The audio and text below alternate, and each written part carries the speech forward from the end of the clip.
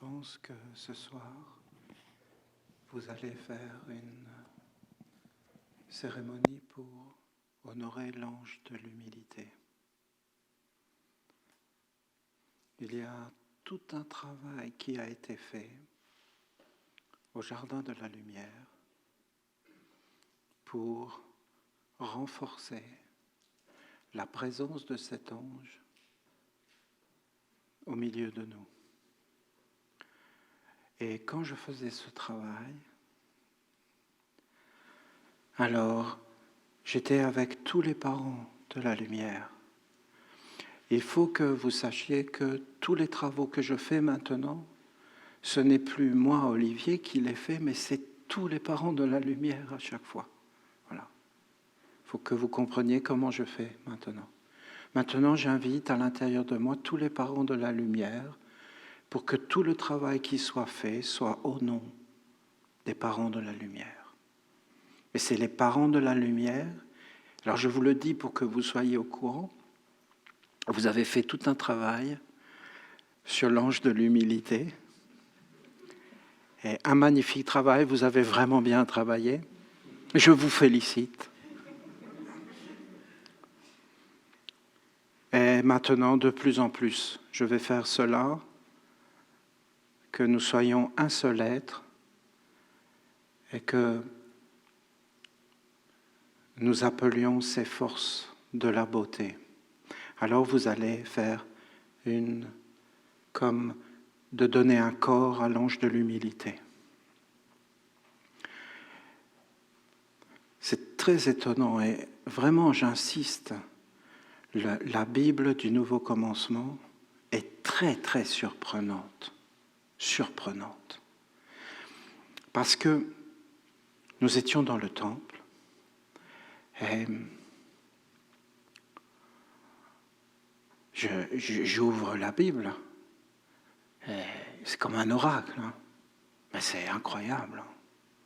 Et vous avez vu, je tombe sur le psaume où l'archange dit des choses très surprenantes sur comment Dieu se manifeste sur la terre. Mais il faut que vous sachiez que j'ai passé une partie de l'après-midi à retranscrire un message de Saint Jean. Et que Saint Jean a dit exactement ce qui a été dit dans le temple. C'est déconcertant. Alors, Saint Jean, c'est vraiment une grande, grande lumière sur la terre. Une magnifique lumière. Un grand être sur la terre de la lumière. Il faut que vous sachiez que Saint Jean maintenant est incarné dans la statue de Dieu. Il est dedans.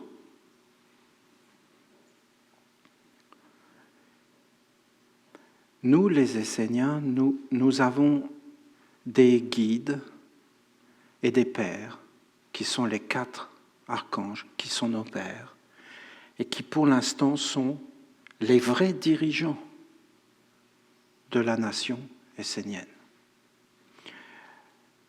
Et nous, ensemble, nous sommes des serviteurs de ces 4 pères. Et dans l'absolu, dans la perfection, nous pourrions constituer un cercle de gouvernance de nos projets et de notre association d'âmes vivantes et libres, car un Essénien demeure toujours un être libre. Libre. Parce que l'amour demande la liberté et la sagesse demande la liberté. D'être libre, vous savez, d'être libre, c'est pas si évident que ça. C'est tout un chemin. Déjà d'être libre du côté sombre. Et si on est vraiment honnête, on en a du travail. On en a.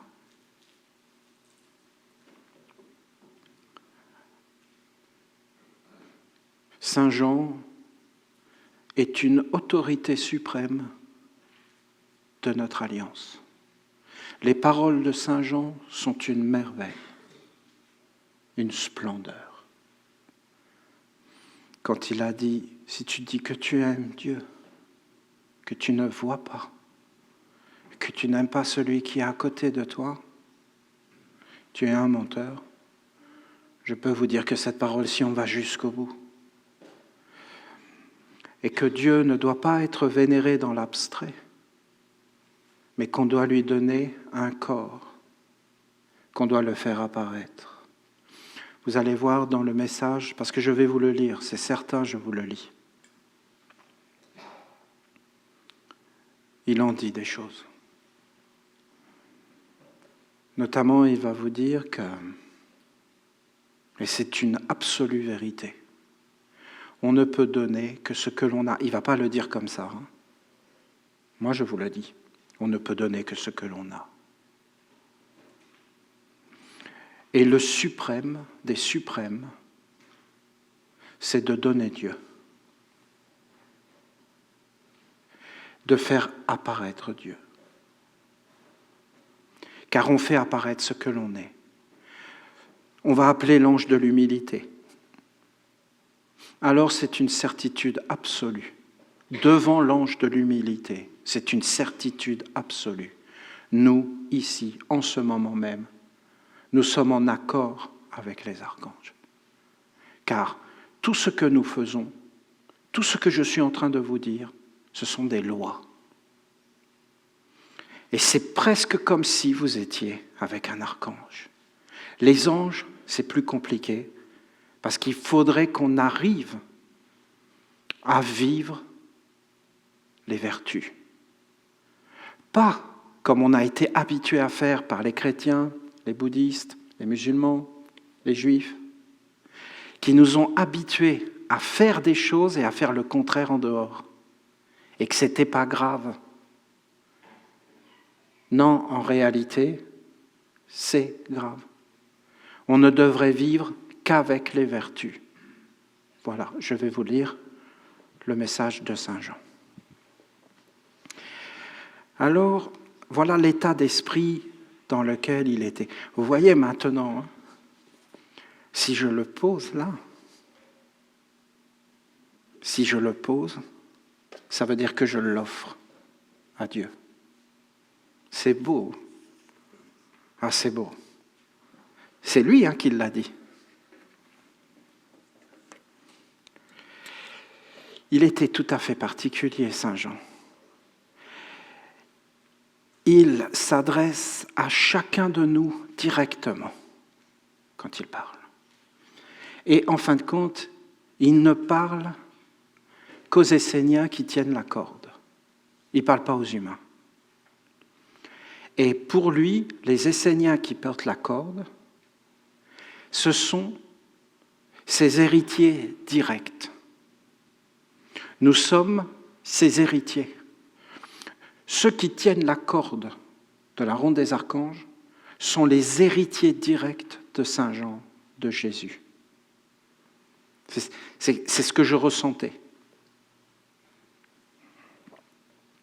J'aimerais tellement te transmettre une sagesse qui te permettrait d'être plus serein dans ta vie. L'homme marche sur le chemin de l'existence terrestre en portant en lui une vision idéale du monde et en cherchant à atteindre certains objectifs. C'est tous les hommes. On est animé par des rêves, par des buts. On veut atteindre des choses, on poursuit des choses. Il n'y a pas de mal en cela. Car si l'homme n'était pas animé, il se sentirait inutile.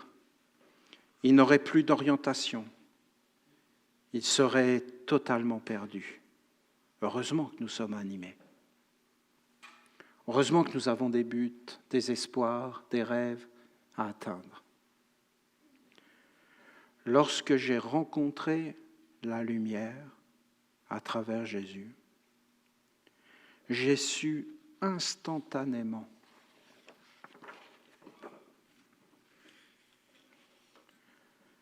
tout ce qu'il transmettait était vivant et précieux, comme la semence d'un monde supérieur. j'ai su que je devais prendre soin de tout ce qu'il faisait, de tout ce qu'il faisait apparaître, afin que rien ne soit perdu. Intérieurement, je savais d'où il venait et ce qu'il portait en lui de sublime, mais aussi de lourd à cause de sa tradition, de sa famille et de l'œuvre qu'il devait poser sur la terre. Dans le temple, notre Père Gabriel a dit que les hommes ont perdu ces sens internes de Dieu, que Dieu était une évidence, que lui, il avait ça. Ce qu'il veut nous dire, c'est que quand il a rencontré Jésus, il a vu Dieu. Il l'a vraiment vu. Et il n'a pas été pris par un doute, il n'a pas été détourné, il l'a vu. Et il a su instantanément qu'il allait devoir aider cet être-là, qu'il allait être à son service et que leur vie était liée. Mais il a vu aussi que ça allait être difficile, parce qu'il y avait les Juifs, parce qu'il y avait les Romains, parce qu'il y avait les Esséniens, parce que cette lumière allait être sans compromis, sans condition, intransigeante, et qu'elle allait aller jusqu'au bout de ce qu'elle était, en restant fidèle à elle-même, sans compromis, sans aucun compromis. Voilà ce qu'il a vu. Donc il a vu que ça allait être très difficile.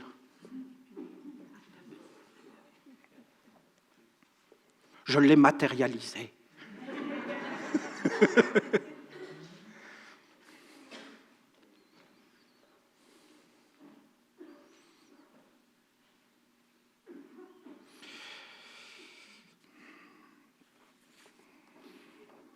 J'aimerais tellement te transmettre une sagesse qui te permettrait d'être plus serein dans la vie. C'est pas facile, hein. Je peux vous dire, ce qu'il veut faire, c'est pas facile. Lui, il le dit maintenant, parce qu'il le dit après coup. Vous comprenez? Mais quand tu es dedans, tu ne peux pas entendre ce qu'il veut dire. Parce que tu es dedans, tu n'es pas serein. Essayez d'écouter ce qu'il dit. L'homme marche sur le chemin de l'existence terrestre. Tous les hommes. Mais les animaux, les plantes, tous. Portant en lui une vision idéale du monde. C'est-à-dire, je suis animé par des buts. Mais c'est ce que j'ai essayé de vous dire dès le premier soir. Ils viennent, ils disent, celui-là va rencontrer le Messie. Vous pensez qu'ils ont été sereins? Non. Ils y ont mis tout un monde. Et au final, ils n'ont pas touché au but. Ils l'ont rejeté. Et ils sont passés à côté. Parce que ça ne s'est pas passé suivant les rêves qui les animaient. C'est terrible. Il faut à la fois vouloir quelque chose et il faut à la fois laisser libre cette chose d'être comme elle veut être. Le problème des religions qui sont mortes, ils sont sincères. Mais si Dieu se manifestait, il lui dirait « Mais tu n'as pas ta carte du Parti communiste. Donc tu ne fais pas partie de la maison. Tu n'es pas dans les normes et les critères. » Et ce n'est pas facile de voir ces choses-là. Et en réalité, il est en train de raconter. Lui-même a rencontré la lumière. Il n'y avait aucun doute. Mais, ils avaient des buts. Vous comprenez? Des attentes, des rêves, désespoir. Et il a tout de suite compris que ça ne se passerait pas forcément comme il l'attendait, parce que la lumière n'était pas forcément la bienvenue. Vous voyez ce qui nous perd, c'est qu'on n'est plus des animistes. Et qu'on a beau se le dire, mais en réalité, on ne croit pas qu'un ange est réellement vivant. Sinon, il y a plein de choses qu'on ne ferait pas. On ne croit pas que les pensées sont réellement vivantes. Sinon, il y a plein de choses qu'on ne se permettrait pas. L'animisme, c'est la vérité, mais l'animisme, ça empêche aux forces sombres de faire ce qu'elles veulent. Parce que si tout est vivant, vous comprenez, il y a des conséquences. Mais si tout est mort, il n'y a pas de conséquences à tout ce que je fais. Je peux donc faire n'importe quoi.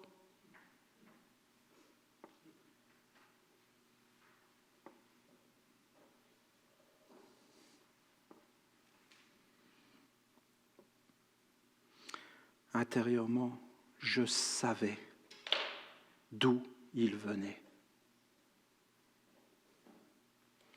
Ce qu'il portait en lui de sublime, mais aussi de lourd.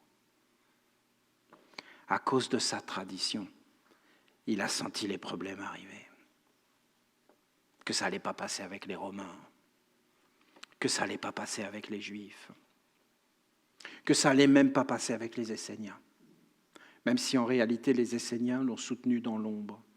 Mais ce n'était pas facile pour eux, parce que c'était leur règle absolue de rester invisible et de ne pas se montrer, et de ne pas apparaître. Et leur règle absolue était de ne pas intervenir dans les affaires des hommes pour ne pas prendre leur karma sur eux. Quand ils l'ont vu intervenir dans les affaires des hommes, ils se sont dit « oh là là, il va au carton, il va au problème. Il va prendre sur lui des choses. Et il faudra qu'il aille jusqu'au bout de son délire. » Mais ils ont veillé sur lui de loin, je peux vous garantir.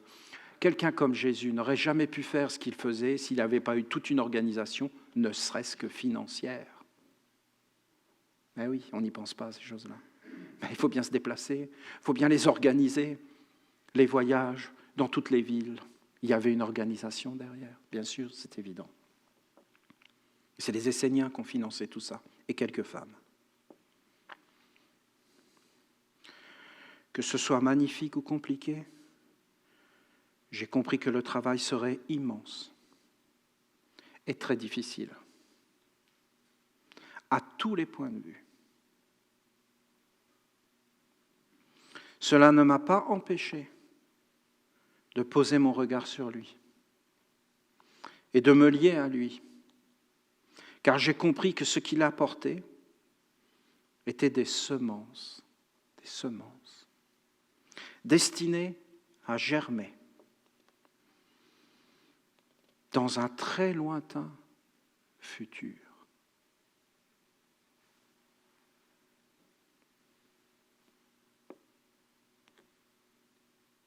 Incroyable. Et il l'a accepté. Il a accepté de ne pas recevoir de récompense pour son travail. Il a accepté de travailler gratuitement.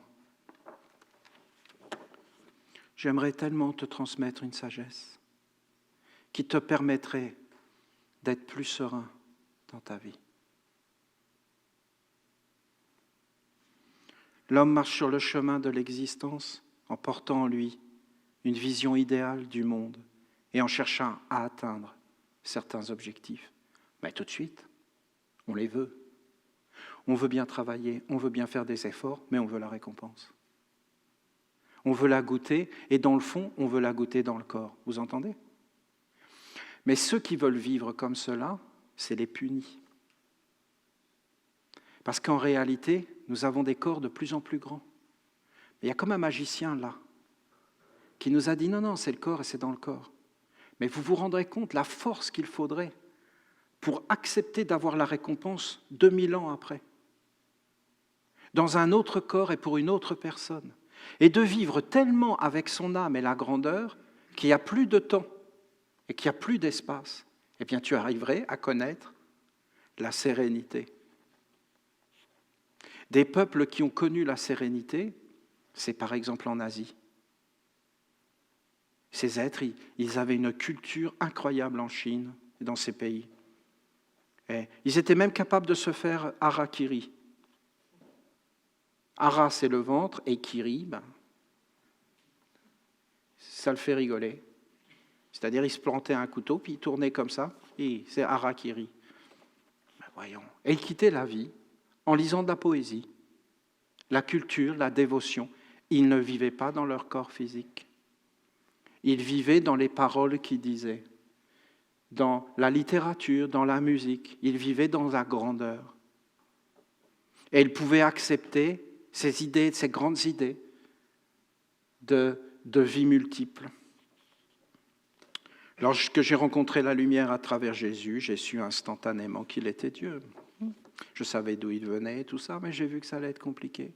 Parce que j'ai bien vu le bonhomme, il était intransigeant. Et pourquoi il était intransigeant? Mais parce qu'il était la lumière. Et que la lumière est intransigeante. Elle ne fait pas de compromis, la lumière. Elle demeure la lumière. Elle négocie rien du tout. Elle est ce qu'elle est.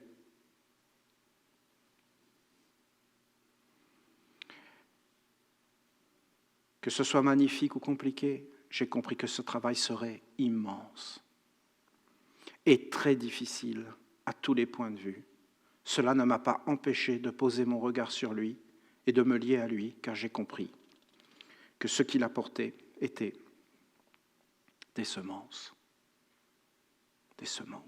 destinées à germer dans un très lointain futur. C'est beau. Donc il a été serein. Parce qu'il n'a jamais attendu de résultat. Parce qu'il était persuadé que le résultat était certain et que cet être amènerait la lumière.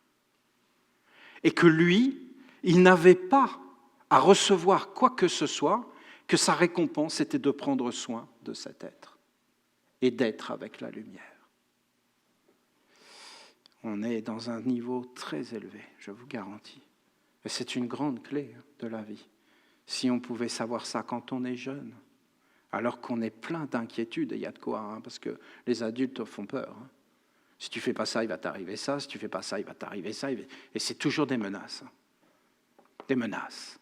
Ce n'est pas du tout cool et détendu.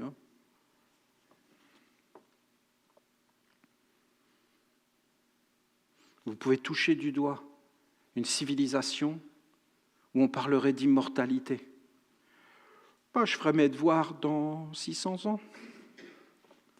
Voilà, ce sera plus c'est inconcevable. Parce qu'on doit produire.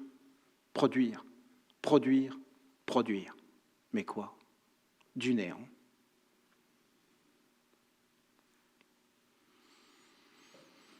Cela ne m'a pas empêché de poser mon regard sur lui, très lointain futur. Je te raconte cela pour que tu comprennes que dans ta vie, tu vas faire certaines choses. Tu vas poursuivre des buts. Et peut-être que tu seras insatisfait.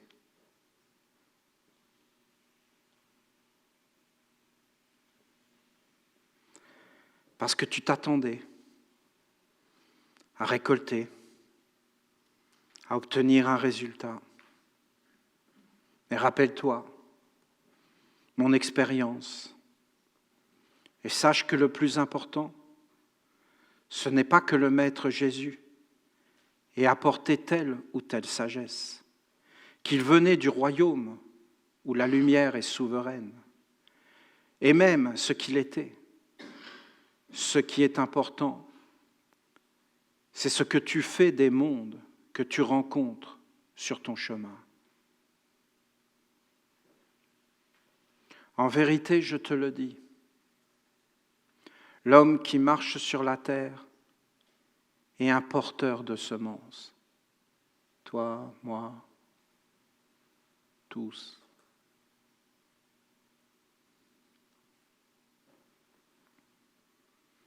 C'est sa fonction principale. Notre fonction principale, c'est de porter une semence, des semences, et d'ensemencer.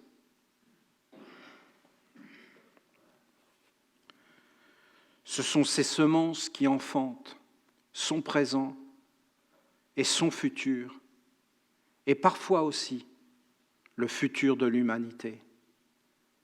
Sache que tu partiras de la terre en portant avec toi les semences de ta vie, et que tu revivras de nouveau avec elles. C'est ces semences qui, sans arrêt, vont te réenfanter sur la terre.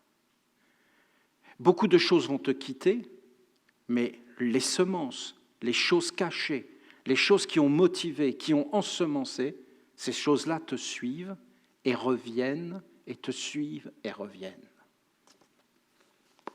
Et de nouveau, tu repartiras jusqu'au moment propice soit venu de mettre ces semences en terre. Alors, le gain de toutes tes vies passées à vouloir ensemencer la terre avec des semences de lumière sera multiplié d'une façon incroyable. C'est-à-dire qu'on porte des semences, mais en fin de compte, quelque part, on n'aboutit jamais. C'est terrible, hein? Et à un moment donné, vous avez un fils de Dieu qui vient, et lui, il aboutit. Et là, c'est la victoire, la splendeur, des deux côtés, hein? Parce que vous avez un fils des ténèbres qui vient, et il aboutit, comme César. Et il devient toutes les semences, il les met, et tout fleurit. Et il a la puissance que la multitude lui a donnée. Et il récolte. Étonnant comme vision. Je veux te dire que tu dois vivre en portant en toi les semences des vertus, même si ce n'est pas le moment de les mettre en terre. Je savais que le moment de Jésus n'était pas venu,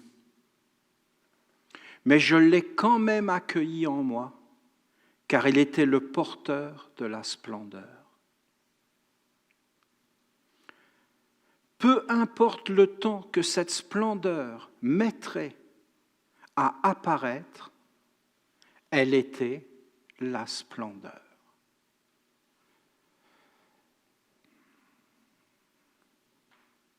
La vie intérieure est plus importante que la vie extérieure. Fais de la place en toi pour accueillir les semences angéliques des vertus et bannis. Refuse catégoriquement et sans aucun compromis les semences des contre-vertus. Voilà. Là, c'est le moment où on se met tous à genoux et on demande de l'aide. Voilà. Là, on est pauvre, là, on est humble. Là, on voit qu'on est perdu. Là, on voit qu'on a besoin d'aide. Là, on voit qu'on a besoin les uns des autres, qu'il faut qu'on se soutienne. Parce que si on doit bannir, que je ne peux même plus me mettre en colère, comment je fais? Hein? Alors je vais dire, non mais Jésus quand même, il a chassé les marchands du temple à coup de boule. Bing, les marchands du temple. Ça fait du bien quand même, ça l'a un peu libéré. Instaure cette règle de vie, cette discipline au sein de la nation essénienne et qu'aucun Essénien ne la transgresse.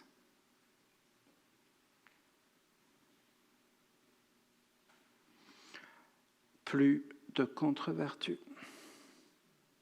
C'est interdit, c'est illégal. Vous roulez à la vitesse que vous voulez sur la route, vous mettez un casque ou pas de casque sur les motos, vous mettez la ceinture ou vous ne la mettez pas. Par contre, Pas de contre-vertu. C'est la loi. Les autres, vous faites ce que vous voulez, c'est mieux de les respecter. Par respect, pour ceux qui décident. Moi, j'avoue que je ne l'ai pas respecté, le coup de la ceinture, et c'est pour ça que je vous parle. Si j'avais mis ma ceinture, je serais mort. C'est embêtant. Sachez que si tu invites en toi la semence du sombre, tu ne pourras pas échapper à la justice et à l'équilibre des mondes. Tu pourras proclamer que tu es une bonne personne, mais la justice appellera les semences qui sont en toi afin qu'elles apparaissent. Si il y a la semence du mensonge, de l'avidité, du mécontentement, le mécontentement, c'est dur, de la colère, cela alourdira ce que tu auras acquis comme vertu et tu ne pourras pas réellement l'emporter avec toi. Sache que c'est le poids qui détermine ton départ. Vous l'avez là-bas, la pesée des âmes. Ah non, c'est pas ça. C'est le poids qui déterminera ton départ de la terre. D'un côté, le poids des vertus et de l'autre, celui des contre-vertus. Le plus lourd, le plus imposant, le plus présent sera celui qui déterminera ce que tu es et donc ta destination. Si c'est les contre-vertus qui l'emportent, alors le reste demeurera uniquement comme une mémoire un peu vague et floue. Il te faudra alors dépenser énormément d'énergie, de travail, de discipline pour retrouver ce monde et cette qualité de vie supérieure. Ça a le mérite d'être très clair. Deviens conscient que chaque jour tu ensemences la vie. Chaque jour tu tisses la trame de tes prochaines vies. Chaque jour tu prépares la venue du roi de la lumière, qui est le véritable roi de la terre, ou alors de l'autre. Lorsqu'il apparaîtra, alors il pourra mettre en terre toutes les semences qui ont été portées à travers plusieurs cycles par tous les enfants et les parents de la lumière.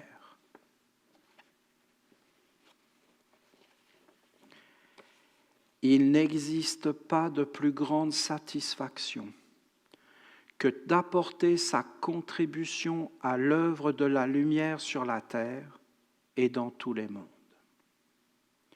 C'est le plus grand privilège.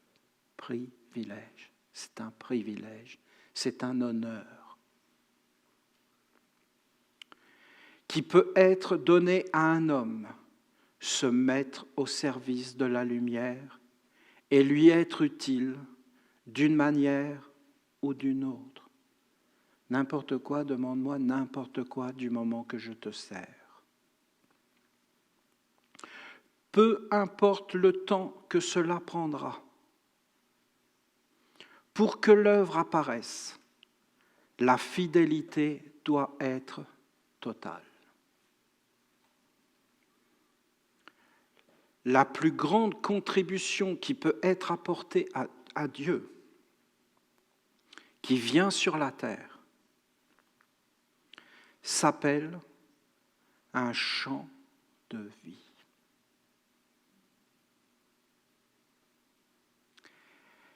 Je vous rappelle que notre Père Uriel a dit que le nouveau jubilé qui apparaissait, notre mission était de faire apparaître un chant de vie et que nous avions 7 ans pour faire apparaître ce chant de vie.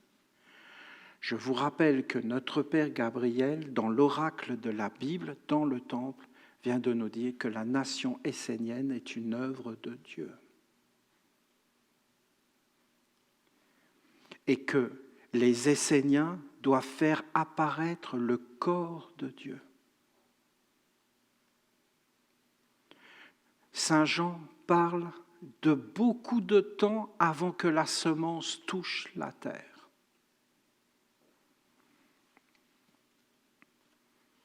Peu importe le temps que ça prendra, je voudrais te transmettre une sagesse de la sérénité, la certitude absolue que la lumière va être dans la victoire.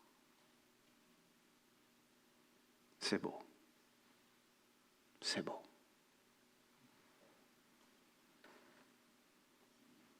C'est magnifiquement beau. Saint Jean est grand, je vous le dis. Grand, c'est pas possible de l'imaginer.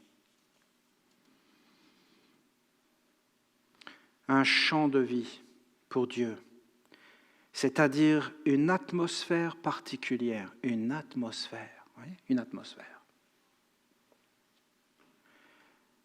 Cette atmosphère est votre sphère d'existence.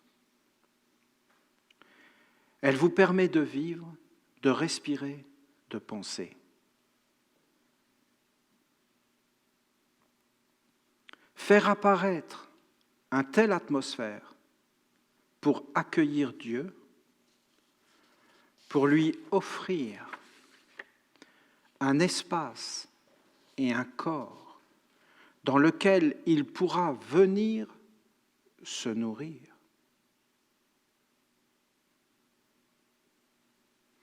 Respirer et vivre Dieu, Dieu, se nourrir, respirer, vivre de nous, de notre atmosphère.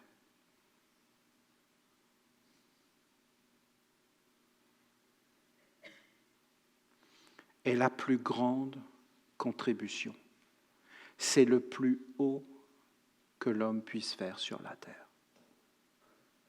Mettre au monde Dieu. Sainte Marie, Mère de Dieu.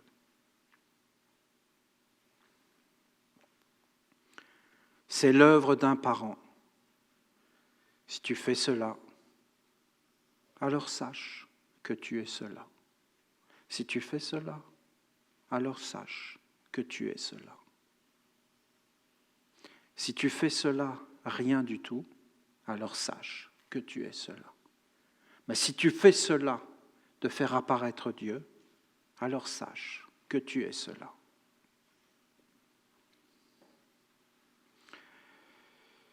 Faire apparaître les vertus, c'est être avec les anges. Faire apparaître l'enseignement, c'est être avec les archanges. Faire apparaître Dieu, la seule et unique vérité,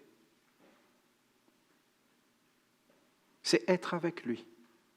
Et le psaume a commencé par Dieu est.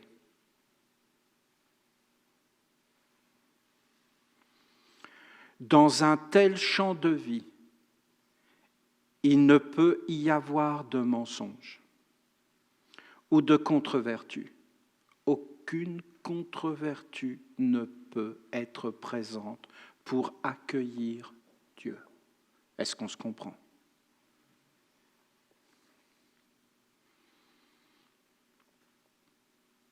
Mais c'est ce qu'on devrait faire avec nos enfants.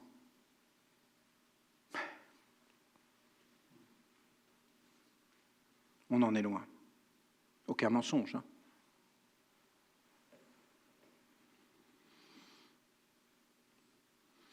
Comprends que les semences qui vivent en l'homme, qu'elles soient la lumière ou les ténèbres, sont vraies. Elles sont vivantes, agissantes et même indépendantes. C'est-à-dire que l'homme croit que c'est lui qui décide, qui prend les décisions, mais c'est ces êtres-là qui sont à l'intérieur de lui, qui lui disent ce qu'il doit faire. Et l'homme fait ce qu'on lui dit et il obéit.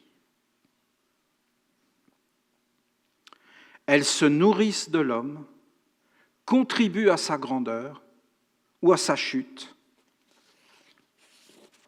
Mais quoi qu'il en soit, elles génèrent un champ de vie. C'est ce champ de vie qui est la nourriture de Dieu sur la terre et qui lui permet de se constituer un corps et d'obtenir la force de réaliser sur la terre. Je dis sur la terre, car au-delà, Dieu n'a pas besoin de la présence de ses vertus et de ce champ de vie. Parce que Dieu est souverain, mais sur la terre, si les hommes ne lui ouvrent pas un espace, ne le font pas vivre et ne lui donnent pas un corps, alors c'est l'autre côté qui arrive et qui prend le contrôle. Tu dis que tu aimes Dieu, que tu ne vois pas, ce sont les mystères de la foi. Impénétrables, les voies du Seigneur sont. Impénétrables, elles sont les voies du Seigneur. C'est la foi. La foi. Si tu dis que tu aimes Dieu, que tu ne vois pas et que tu n'aimes pas, tu es un menteur. Aucun mensonge pour accueillir Dieu. Nul n'a jamais vu Dieu, mais lui, tourné vers la source de Gabriel, nous l'a fait connaître. Et voilà que le Verbe des origines qui a créé les univers s'est fait chair et habite parmi nous. Voilà la royauté, voilà Pharaon qui est revenu, voilà le Dieu vivant, le Dieu d'Abraham, le Dieu d'Isaac et le Dieu de Jacob. Vous parlez de ce que vous ne connaissez pas. Vous adorez le Dieu des morts, mais ce n'est pas le Dieu des morts, c'est le Dieu des vivants qui était vivant dans Abraham, Isaac et Jacob, et il est là en ce moment devant vous. Ah, il ne savait plus quoi dire. C'est deux mondes qui s'affrontent. Deux mondes. Je dis sur la terre, car au-delà, Dieu n'a pas besoin de la présence de ses vertus et de ce champ de vie. Cela est nécessaire uniquement pour qu'il pose ses pieds sur la terre, afin d'ensemencer et de faire apparaître une nouvelle civilisation. Et c'est le psaume dans le temple. Dieu revient pour toujours faire renaître une nouvelle civilisation, nouvelle religion, nouvelle culture, une nouvelle époque, un autre avenir. Ce que je te dis, je l'ai compris et je veux le transmettre à tous les Esséniens et Esséniennes contemporains qui sont ma descendance et ma famille. Je te dis que la roue du temps tourne pour tout le monde. Ce que tu n'auras pas fait, tu ne pourras plus le faire. Tu as le choix d'être végétarien ou de ne pas l'être. Si tu décides de l'être, alors tu arrêtes de manger la chair des animaux. Tu as le choix. C'est toi qui décides.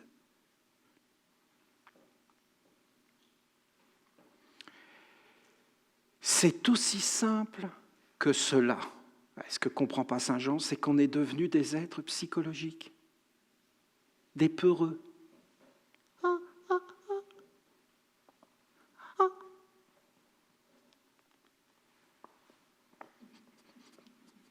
Jean-Paul Gaultier. On se comprend, je n'ai pas besoin d'aller plus loin, ça va être politiquement incorrect. Hein? Eh bien, écoutez, c'est aussi simple que cela. Aussi simple. Si tu décides de porter des vertus, tu arrêtes d'utiliser les contre-vertus. Oh mon Dieu! Je vous parle de moi. Hein.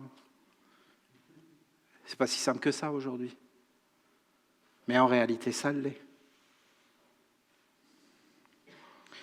Il n'y a rien de plus facile, il suffit de décider et d'aller jusqu'au bout, sans se poser d'autres questions, sans rien laisser d'autre entrer en soi.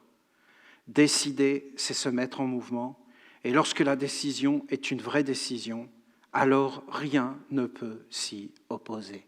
Pour arriver à cette décision, il faut tout un travail, des organes, éveiller sa conscience, et à la fin, qu'est-ce qu'on veut ? On veut des êtres sur qui on peut compter, ou on veut des êtres qui se défilent sans arrêt, qui remettent sans arrêt en question ? Tu veux quoi ? Tu veux vivre avec qui ? Tu veux vivre avec quelqu'un qui te donne sa parole et qui, en fin de compte, va la tenir jusqu'à l'éternité ? Ou est-ce que tu veux avec quelqu'un qui remet tout en question ? Oui, je te l'ai dit hier, mais hier, c'était une autre personne qui était en moi. Maintenant, toute chose est nouvelle parce que je suis dans l'instant présent.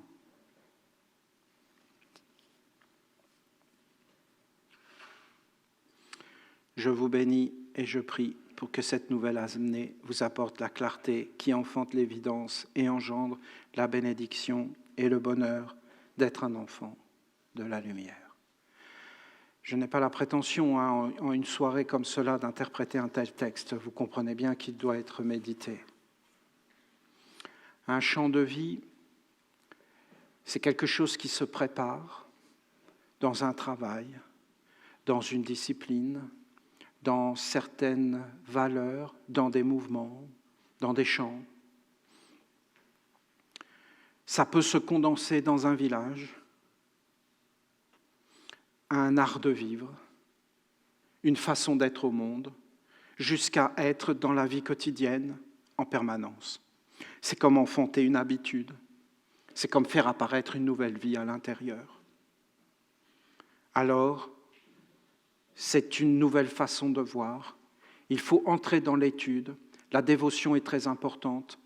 Par exemple, d'apprendre à être ensemble dans un silence absolu,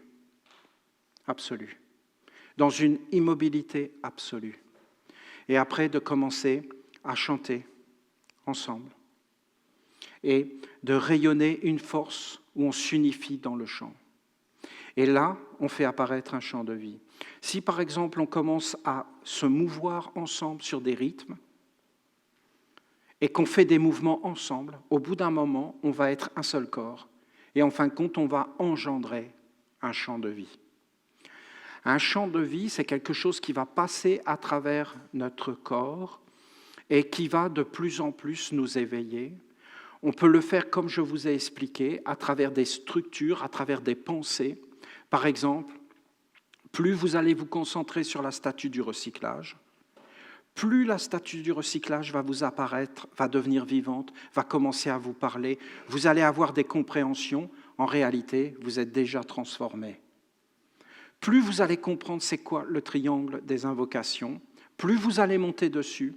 S'il y a des êtres qui ont une compréhension de ce qu'est le triangle des invocations, qui prennent les textes qui ont été écrits et qui commencent à les dire, et que, par exemple, vous, dans ce moment-là, vous chantez, au bout d'un moment, si celui qui les prononce vivifie intensément une compréhension qu'il a compris, et que vous êtes dans le chant à l'intérieur, au bout d'un moment, ça va se transmettre. Et vous allez être comme dans un rythme, dans un chant de vie, et la connaissance va arriver, à l'intérieur de vous, va se partager, et en fin de compte, va grandir. On peut très bien aller jusqu'à la vérité, c'est-à-dire la vérification constante de certaines paroles. Par exemple, est-ce que la sagesse est importante ? Vous voyez, tout à l'heure, vous avez chanté la paix. Mais soyons d'accord les uns avec les autres que la paix est un art de vivre supérieur. Et essayez d'imaginer qu'est-ce que ce serait notre vie si nous vivions avec la paix. Pas de la souhaiter, mais de vivre avec. Vous verriez très rapidement que toutes nos institutions ici à l'extérieur ne veulent pas que nous soyons en paix. Je veux même parler clair, la paix est illégale. Quelqu'un qui serait réellement en paix serait suspect.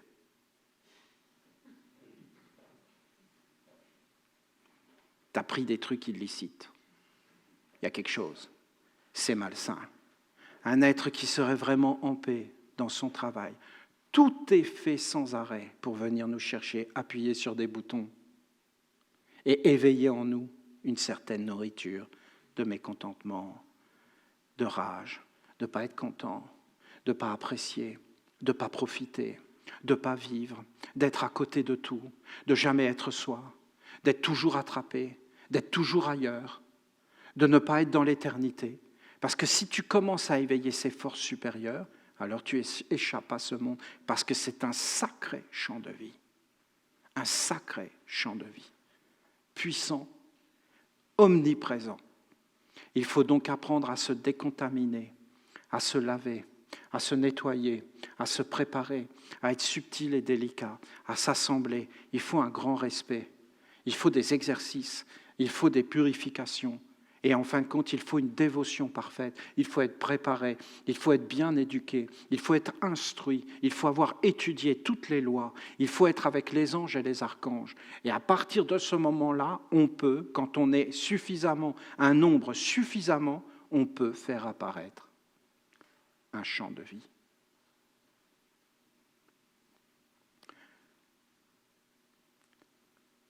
Un seul être qui fait du bruit, et un esprit peut rentrer. Vous avez jamais senti ?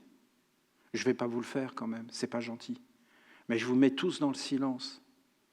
Et je donne un grand coup. Alors que vous aviez les œufs, vous allez vous prendre un coup à l'intérieur du corps. Ça se transmet. Il faut une maîtrise du corps. Les regards, il faut que tu aies la maîtrise des regards. Tu ne peux pas regarder. Et maintenant, avec ce message de Saint Jean, avec le message dans le temple, vous pouvez comprendre. Ce qui a existé il y a des milliers d'années sur la terre où Dieu était vivant. Dieu parlait, Dieu était dans la communion et Dieu se transmettait de génération en génération et il le protégeait dans des temples inaccessibles et aucun homme ne pouvait rentrer. Et pour rentrer dans ces temples, il fallait des années et des années de préparation pour pouvoir s'approcher. Et c'était de ces temples qu'on gouvernait. Et toutes les décisions étaient prises dans ces temples. Et les êtres étaient totalement détachés de toutes les préoccupations mortelles. Ils n'avaient aucun intérêt dans les affaires mortelles. Ils gardaient des espaces d'éternité, des mondes sublimes, et c'était des anges qui gouvernaient. Et les anges ont donné le savoir, et au bout d'un moment, des hommes avides de pouvoir, de domination, sont rentrés là-dedans, et ils ont fait chuter les choses. Ils ont ensemencé les êtres avec des semences. Et voilà. Et vous les voyez bien, tout le monde le sait, on est tous d'accord, ça va se savoir de plus en plus, que tous les gens sont dans le mensonge, mais il suffit toujours d'en remettre une couche et tout le monde embarque dans ces histoires-là. Les rêves, voilà. C'est magnifiquement beau. La nation essénienne est le corps de Dieu. Ah, il m'a enlevé des poids, vous ne pouvez pas imaginer. Je ne suis plus obligé de réussir. Et voilà. Et voilà. Vous voyez ? C'est l'éternité maintenant. C'est la beauté, c'est la splendeur. Mais lui, il dit que c'est maintenant. C'est incroyable ce qu'il dit. Écoutez, je vous laisse méditer. C'est des paroles de lumière. C'est grandiose. C'est une joie, vous ne trouvez pas, d'entendre de telles paroles? Qu'est-ce que c'est surprenant, vous ne trouvez pas? Et de voir le monde de cette façon, mais c'est incroyable. Toujours Saint Jean, il dit des choses. Et vous savez pourquoi j'aime Saint Jean? Parce que c'est le seul qui n'a pas été sacrifié. Et ça, c'est bon signe pour moi.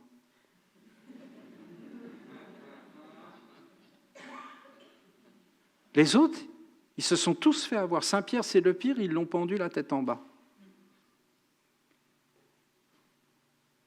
C'est pas terrible. Hein? Saint Jean, Rien. Ils ont voulu l'attraper. Ils l'ont exilé à Patmos. Il en a fait une île sainte. Et il a écrit l'Apocalypse. Personne ne pouvait l'arrêter. Il était vraiment dans l'amour. Et il a vraiment montré l'amour, c'est-à-dire d'avoir un champ de vie autour de lui, une aura de lumière et de bénir tous les êtres et de ne pas faire couler le sang et de ne pas amener les forces qui après vont toujours amener la vengeance et les choses en bas. Et le monde s'est effondré dans les contre-vertus. Hein? Vous ne trouvez pas? Il faut être solide, il faut être fort, il faut être bien éduqué, il faut avoir des alliances. Il faut accepter, comme je vous ai dit ce matin, de s'en remettre à un monde supérieur. Entièrement. Parce qu'à un moment donné, ça vient. Hein? Et là, tu auras peur, hein? C'est certain. Il faut que tu le saches. Hein? Si tu n'es pas bien préparé, tu auras peur. C'est très difficile d'éviter la peur. Uriel dit, sois libre de peur. Ah, mais on a des milliards d'années pour y arriver, donc on est détendu. C'est, hein? Attendez. Il faut que je vérifie.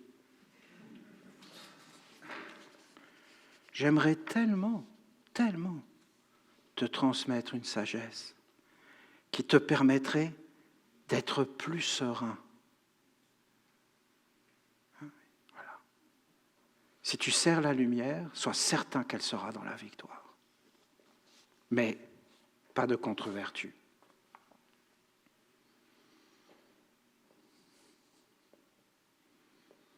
Ça vous plaît? C'est magnifique. Bravo les hiérogrammates. Tous nos textes sont archivés. Tous nos textes sont imprimés. C'est une belle œuvre. Une belle œuvre. J'entends les mécontentements. Je vois bien qu'il y a des passages un peu... Hein, c'est-à-dire qu'on fait circuler les textes. Mais pensez à ceux qui vivent de ces moyens, des Esséniens qui vivent avec ces textes. Pensez à eux. Et quel prix ça a. Et c'est une belle œuvre. Il ne faut pas amener la semence dedans, non? Oh, c'est fort. Hein? Comment on se fait tout le temps avoir par ces mondes-là. Le serpent est l'animal le plus rusé des champs. Il rentre même là où c'est beau. Et même on aura fait une œuvre magnifique, on va arriver à la fin, on va dire oui, mais tu as donné à contre-cœur, tu l'as soutenu à contre-cœur. Oui, mais tu as pris des documents comme ça. Voyons, tu les as transmis. Oui, mais il fallait bien que ça vive sur la terre. S'il n'y a pas une offrande, s'il n'y a pas des aides qui portent, comment vous voulez que les aides se développent? Vous voulez que les gens soient des orphelins, qu'ils n'aient pas d'enfants? Et qui vivent tout seuls et qui se débrouillent, et qu'on prenne ces textes et qu'on les balance là-bas et qu'on leur dise « Allez, faites votre destinée, et si vous êtes vraiment dans la lumière, un être vous prendra et vous répandra. » Ce n'est pas ce qui nous est dit là. Dieu viendra sur la terre que si les hommes le veulent, s'unissent, dépassent leurs différences et aiment Dieu au-dessus de tout pour le mettre en valeur au milieu d'eux et l'honorer. Ça prendra le temps que ça prendra, mais moi c'est comme ça que je veux vivre, pas vous? C'est certain, vous n'avez même pas besoin de me répondre, je vous connais. Alors maintenant, soyons forts pour ne pas nous faire abuser par des êtres qui se moquent de nous, qui rentrent dans notre vie et qui en fin de compte veulent profiter de l'œuvre qu'on est en train de faire pour après réclamer leur dû et dire « tu n'étais pas clair ». Ça ne vaut pas le coup, je vous le dis, ça ne vaut pas le coup. Une belle nuit. Quel beau travail, quelle magnifique soirée avec vous.